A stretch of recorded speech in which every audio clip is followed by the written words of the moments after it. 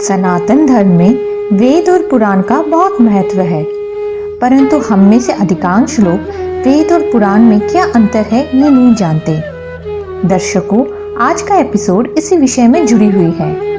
यदि आप वेद और पुराण में क्या अंतर है ये जानना चाहते हैं तो जुड़े रहिए हमारे साथ इस वीडियो के अंत तक।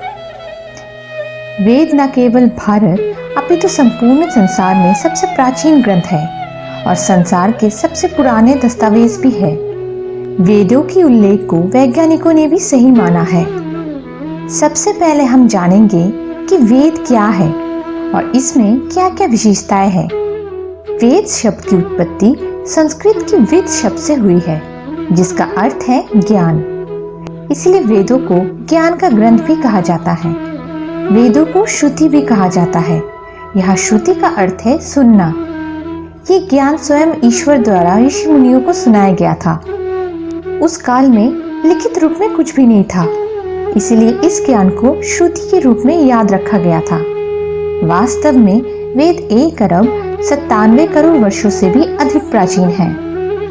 वेदों को हम 4 नामों से जानते हैं: ऋग्वेद, सामवेद, यजुर्वेद और अथर्ववेद। इनके उपवेद आयुर्वेद, गंधर्व वेद, धनुर्वेद और शापत्य वेद है। परंतु ऐसा कहा जाता है कि द्वापर युग की समाप्ति तक एक ही वेद था। बाद में वेदों को समझाने हेतु सरल बनाने के लिए एक वेद को 4 भागों में विभाजित किया गया। ऋग्वेद को धर्म, सामवेद को काम, यजुर को मोक्ष और अथर्व को अर्थ भी कहा जाता है। और इसी आधार पर धर्मशास्त्र, कामशास्त्र, मोक्ष शास्त्र और अर्थशास्त्र भी लिखे गए।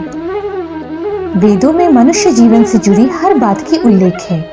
उदाहरण के लिए वेदों में आयुर्वेद, खगोल, भूगोल, ब्रह्मांड, ज्योतिष, रसायन, गणित, धार्मिक नियम, भौतिक विज्ञान, प्रकृति, इतिहास, विधि विधान आदि विषय में संपूर्ण जानकारी है। ऐसा माना जाता है कि अग्नि, वायु और सूर्य देव ने कठोर तपस्या करके ऋग्वेद, सामवेद और यजुर्वेद का ज्ञान प्राप्त किया। इसीलिए इन वेदों को अग्नि, वायु और सूर्य से जोड़ा जाता है। और अथर्ववेद को मुख्य रूप से 2 ऋषियों के समूह द्वारा रचा गया था, जिन्हें अथर्वाण और अंगिरसा के नाम से जाना जाता है। ऋग्वेद सबसे पहले और सबसे प्राचीन वेद है। इसमें देवताओं का आह्वान कैसे किया जाए वो सभी मंत्र हैं। साथ ही चिकित्सा, भौगोलिक स्थिति के साथ अनेकों बातों का वर्णन मिलता है। यजुर्वेद की 2 शाखाएं हैं, जिनके नाम शुक्ल और कृष्ण हैं। इस वेद में यज्ञ की वास्तविक प्रक्रिया के मंत्र उल्लेख है। सामवेद में ऋग्वेद में लिखी गई बातें गीत रूप में है।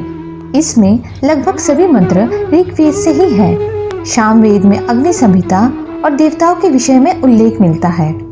अथर्ववेद में प्राकृतिक औषधि अर्थात जड़ी बूटी, आयुर्वेद, रहस्यमय विद्याओं आदि का उल्लेख है। अब हम जानेंगे कि पुराण क्या है। पुराणों की संख्या कुल मिलाकर 18 है। ऐसा भी मान्यता है कि वेदों को लिखित रूप में लाने के बाद भी सभी श्लोकों में लगभग 100 करोड़ श्लोक बच गए थे। इन श्लोकों का संकलन वेद व्यास द्वारा किया गया, जिसमें से मुख्य 18 संकलनों को पुराण कहा गया। इसके बाद लगभग 18 उपपुराण भी लिखे गए और इनके अतिरिक्त बचे हुए श्लोकों को लेकर 28 उपपुराण और भी लिखे गए। मुख्य 18 पुराणों में 6 ब्रह्मा, 6 विष्णु और 6 महादेव को समर्पित है।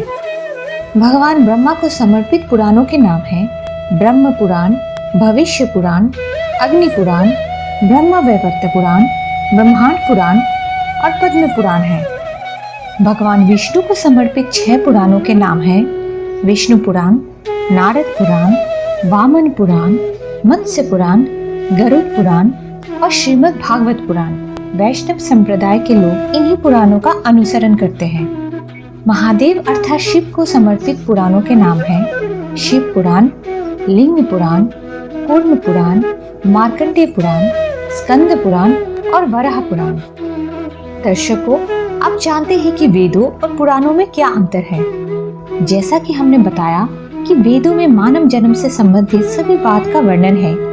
वेदों में श्लोकों के माध्यम से नियम बताए गए हैं कि जीवन में हर कार्य सही तरीके से कैसे किए जाए। परंतु कलयुग में मनुष्य के लिए वेदों को समझना बहुत कठिन है। प्रत्येक तथ्य के पीछे क्या धारणा और मंतव्य है, ये हमारे लिए समझना बहुत मुश्किल है। पुराणों में वेदों के नियमों को कहानियों के माध्यम से समझाने का प्रयास किया गया है। इतिहास की कहानियों के माध्यम से हम बेहतर तरीके से समझ सकते हैं कि हमें जीवन में किस दिशा की ओर बढ़ना है। तो दर्शकों, आशा करते हैं कि आपको ये जानकारी पसंद आई। हम हमेशा की तरह आपके पास सनातन धर्म से जुड़ी इतिहास की बातें लाते रहेंगे। अगर आप हमारे चैनल में नए हैं तो चैनल को सब्सक्राइब कीजिए और बेल आइकन को हिट करना ना भूलिए, ताकि आगे आने वाली वीडियो सबसे पहले आप तक पहुंचे। धन्यवाद।